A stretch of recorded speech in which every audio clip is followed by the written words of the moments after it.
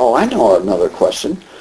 What about the difference between people who were teaching school and drawing a salary from universities or colleges or private schools versus the people who set up studios? In the early days, there weren't very many glass people who set up studios to make glass and sell it. No. Most of us went into education, but there were a few. Who do you know? Who do you... Well, Mark Kaiser is the first one that I think of. Dudley Giberson. Yeah. Who's the fifth? Nickerson? No, yeah, John Nickerson. Yeah. And who was down in Tennessee or North Carolina? Couple, husband and wife team. He did a lot of the little lizard-like. Oh yeah, North Carolina. John. What's his name? Nygren, exactly. And the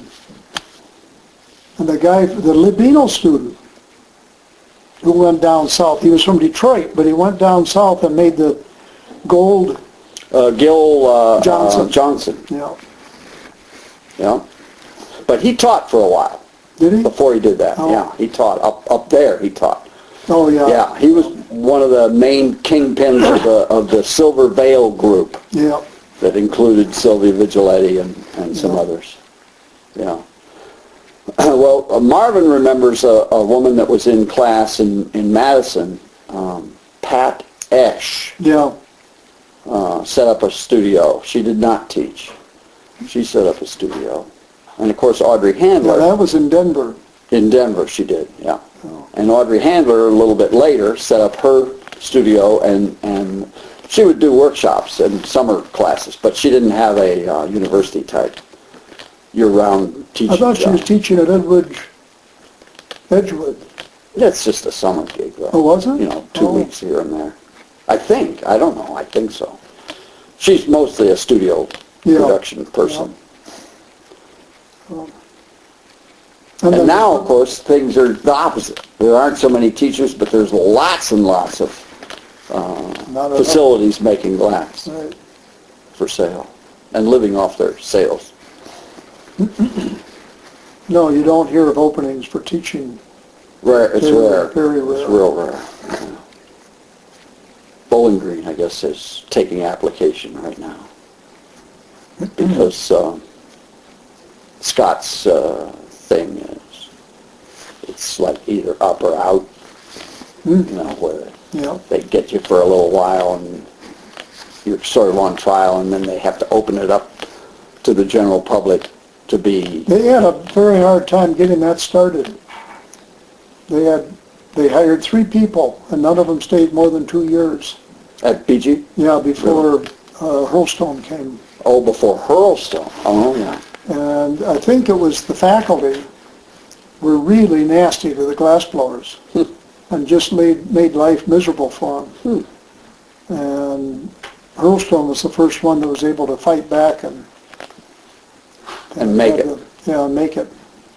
And maybe the faculty got old and tired. Gave up. I know Charlie Lekofsky was dead set against adding glass to the curriculum. It was, as a potter, I think he saw it as very direct competition that he didn't want.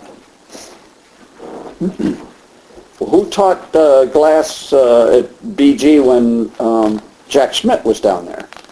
A fellow that taught industrial design. Never seen anything like what's his name? Strawberries. Oh, you did. You missed the stick. I can't think of his name. Anyway. But he'd been teaching design, and he went out to Lubino's and picked up a little bit from him and just started up a studio. Yeah, yeah. And I think he didn't run it very long, and I think he decided to quit and shut it down before they hired the first.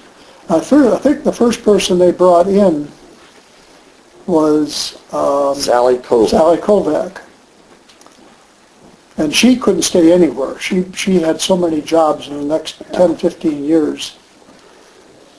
And then a guy from Massachusetts, Al Klein. Klein was there? He was there for 2 years. Huh. And then Kathleen Mulcahy And came McKay. for 2 years. Right. And then finally they got Hurlstone. And I thought all of those had been part-time. I didn't realize they'd been on tenure track. And Well, I don't think they were. yeah, they were. They were? Yeah. Yeah. Well, anyway, Maybe it's just Bowling Green that they couldn't stand. maybe. It reminds me of my nephew, an art student, went to Northern Illinois. Well, he went to the one next to Normal. And he hated Normal with a passion. As a city.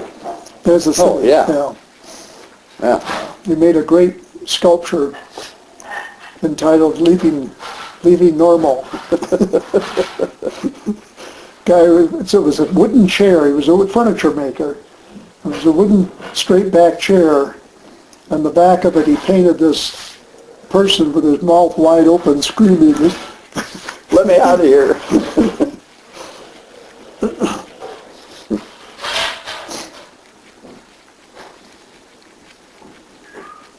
Robin, do you think of any questions? Or did we raise anything that's... You want me to read this letter?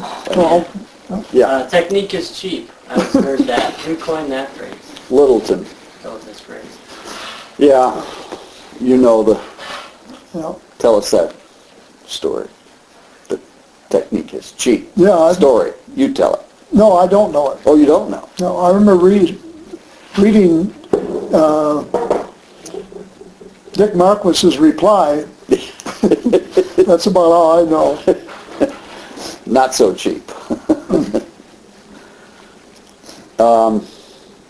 He's supposedly said that at a sculpture conference or art Midwest Art College art conference or some place where there were a bunch of artists talking about glass. And what he was trying to say to people, and this is back in real early 70s, maybe I think it was like 70, 71, 72, somewhere in there, I believe.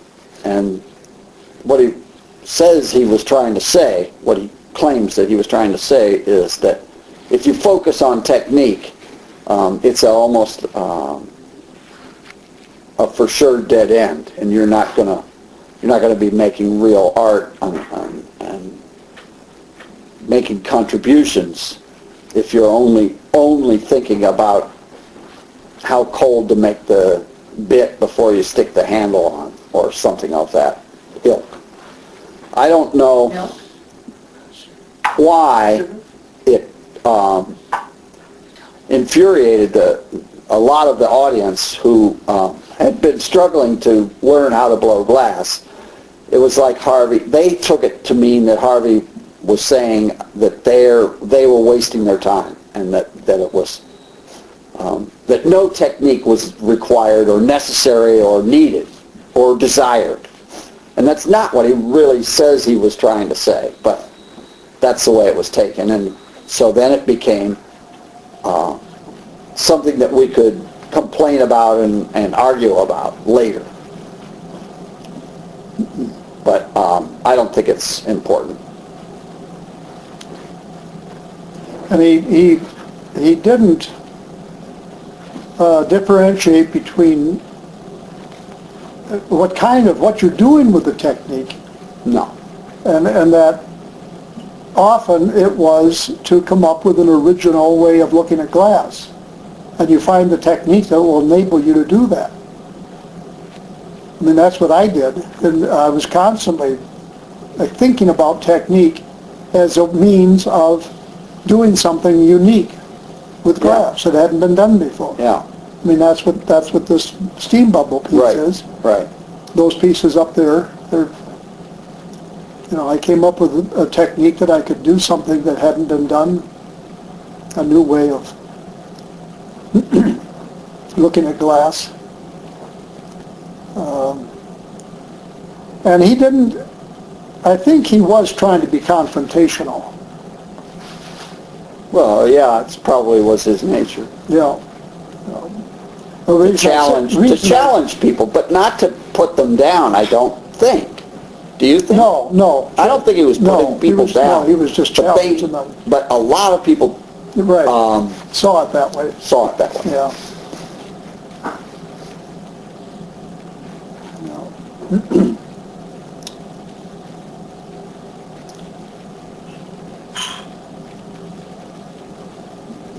It's interesting in the art schools, many of the schools have classes that are defined by a technique. Well, sure.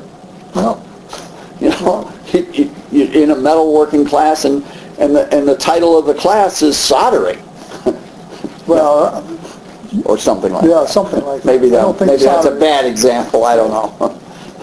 But cold working, Yeah, raising. working with the material without soldering. Slumping, fusing and slumping. Yeah. They don't talk about the imagery and the philosophy behind the piece. They talk about how it's made, not what is made. No. So we're that's- maybe putting more emphasis on technique than is totally desirable, but ultimately. And yet I think that's the way it's been taught for centuries. That even in the artist studios, I suspect the artist made the apprentice go through the steps of learning the techniques. Yeah. You know. While you're cleaning my brushes. Right. And grinding the pigment for the Grinding next the paint. pigment and sweeping the floor.